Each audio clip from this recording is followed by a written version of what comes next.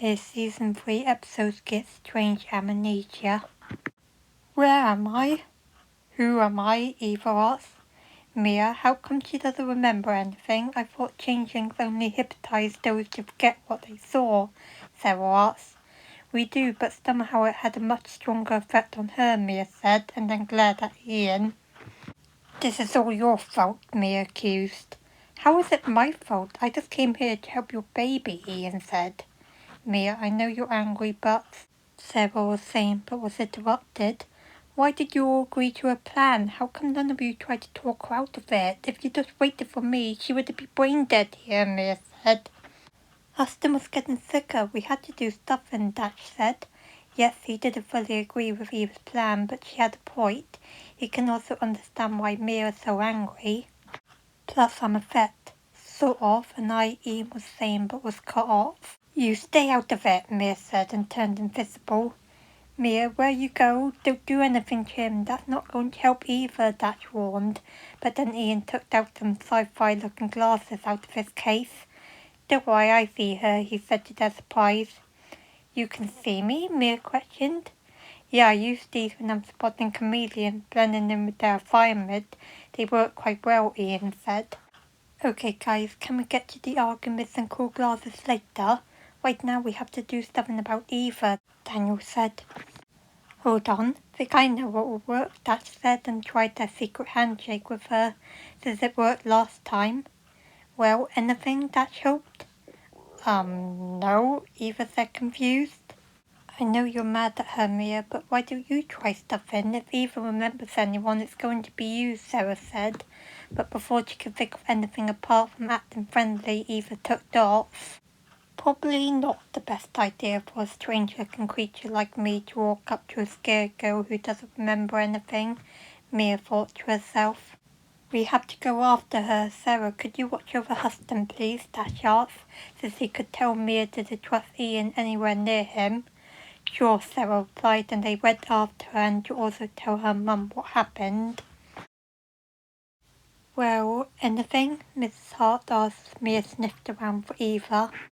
Not yet, but I think we're getting closer this way, Mia said, and they arrived at the same cliff they were at during Huston's 2 near-death experiences. Why do we keep coming back here? Mia wondered, not exactly loving the cliff due to those bad memories. Eva, her mum called out, and they looked around for her and finally found her hiding behind a rock. Eva, Mia said. No, stay away from me, stay away, Eva said, taking steps back. Eva, sweetie, it's okay, she won't hurt you, Mrs. Hart said, trying to calm her daughter. No, just keep that thing away from me, Eva was saying, but then they saw she was getting too close to the edge. Eva, look out, her mum said, but it was too late and Eva fell. Before Mia could go after her, she felt someone on her back, and to her surprise, it was Eva's mum. Just fly as fast as you can. We're saving my daughter, Mrs. Hart said. Normally she would be terrified of this, but she'll do anything to keep her daughter safe. They flew down and she was able to grab her daughter before they reached the bottom. Someone really needs to put a fence around here, Mia thought, and then heard Eva freaking out. Whoa, get me down, Eva panicked as they flew back to the top.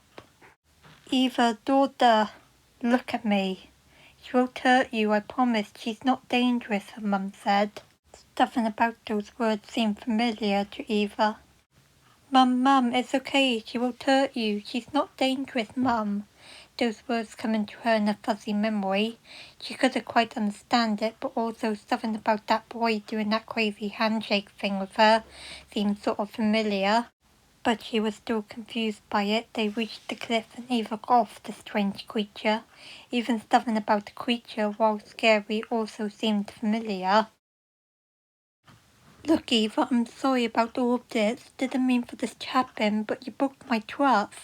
It was dangerous enough with Dr. Franklin. We don't know who we can trust. I know you don't understand or remember any of this, but I'm sorry, Mia said. Dr. Franklin? That name seemed familiar to her. Where had she heard it before, Eva wondered. My name is Dr. Franklin, and I believe you're keeping some non-Earth type animal in your home. Is that correct? I'll be back, and when I am, you'll be sorry. I'll get what I want, even if it's the last thing I do. Those words played out in Eva's head. That woman seemed quite determined to get stuff in, and she was protecting it. Plus, that thing in front of her was saying it was dangerous with her around, and that we don't know who to trust. No one else can know about us. It's too dangerous. She heard that thing say in her mind, and then she remembered their argument and understood why she was angry and what she was saying earlier. She broke her trust by not waiting a bit longer, but like her, she wanted to help Huston. She wanted to help him as much as Mia did. But that doesn't excuse what she did to her friend. And then the rest of her memories came back to her. Eva, are you okay? You've been daydreaming for a while now, Dash asked. I remember, Eva said.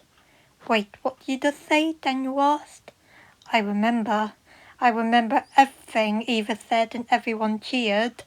Welcome back, Dash said, hugging her, and so did her mum.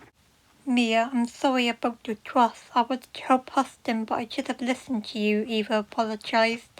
It's okay, I understand you just wanted to help him too, Mia said, hugging her, and they went home. Once they got to her house, Mia looked at Ian. After the day we had, I won't do to you what happened to Eva, but you have to go home and not tell your parents anything, understand? Mia said. That shouldn't be a problem. I don't really have parents, Ian said. Wait, really? Mia asked, surprised. Well, my dad died when I was a baby, so I never knew him, and my mum, she's, in prison, Ian said. Oh, I'm sorry, Mia said. It's fine, to be honest, I'm better off without her. We didn't exactly see eye to eye on a lot of things, Ian said, and then went home, with Mia feeling both sorry but also wondering about what he just said.